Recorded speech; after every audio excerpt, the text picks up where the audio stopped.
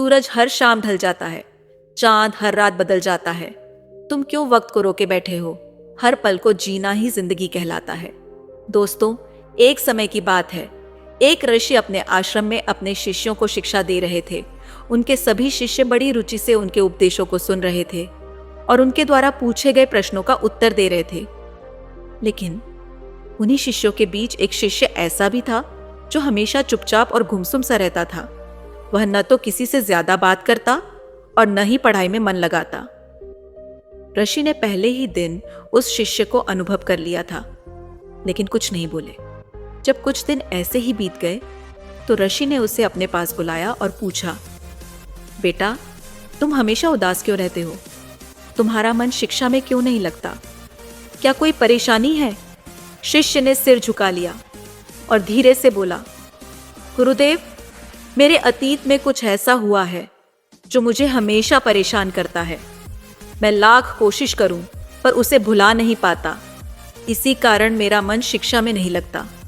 ऋषि ने मुस्कुराते हुए कहा, आज संध्या को मेरे कुटिया पर आना, मैं तुम्हें एक उपाय बताऊंगा। शाम को जब शिष्य गुरुकुल में पहुंचा तो ऋषि ने उसे अंदर बुलाया और आसन पर बैठने को कहा। फिर वे स्वयं रसोई में चले गए और जानबूझकर थोड़ा ज्यादा नमक डालकर शरबत बना लाए। उन्होंने वह शरबत शिष्य को दिया और कहा, लो, इसे पियो। शिष्य ने जैसे ही एक घूंट लिया, उसका मुंह कसैला हो गया। उसने कड़वे स्वाद के कारण एक अजीब सा चेहरा बना लिया। यह देखकर ऋषि ने पूछा, क्या हुआ? शरबत अच्छा नहीं लगा? शिष्य ने उत्तर दिया, गुरुदेव, शरबत में नमक बहुत ज्यादा है, इसलिए स्वाद ठीक नहीं लग रहा। ऋषि ने गंभीर स्वर में कहा, अरे, अब तो यह बेकार हो गया। लाओ, इसे नदी में बहा देते हैं। लेकिन शिष्य ने जल्दी से मना करते हुए कहा, गुरुदेव, इसमें नमक ही तो ज्यादा है। अगर हम इसमें थोड़ी पानी और चीनी मिला दें तो इसका स्वाद ठीक हो सकता है।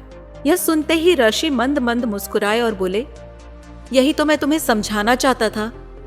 यह शरबत तुम्हारे जीवन की तरह है और इसमें मिला अधिक नमक तुम्हारे अतीत के दुखद अनुभवों की तरह।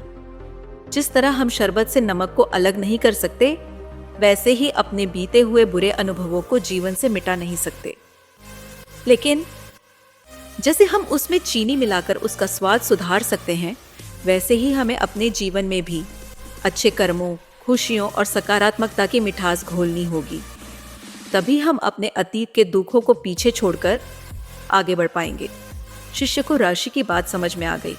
उसने निश्चय किया कि अब वह अपने अतीत की दुखद यादों को नहीं पकड़ेगा, बल्कि अपने वर्तमान को खुशियों से भरने की कोशिश करेगा। दोस्तों, अतीत के दुखद अनुभवों को जीवन से मिटाया नहीं जा सकता, लेकिन वर्तमान में अच्छे कर्म और खुशियां लाकर हम अपने जीवन को सुखमय बना सकते हैं। जो बीत गया उसे छोड़ दो और अपने आज को बेहतर बनाओ, क्योंकि भविष्य को संवारने का यही एकमात्र उपाय है।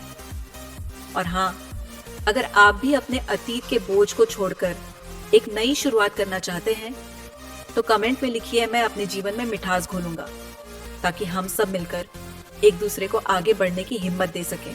धन्यवाद।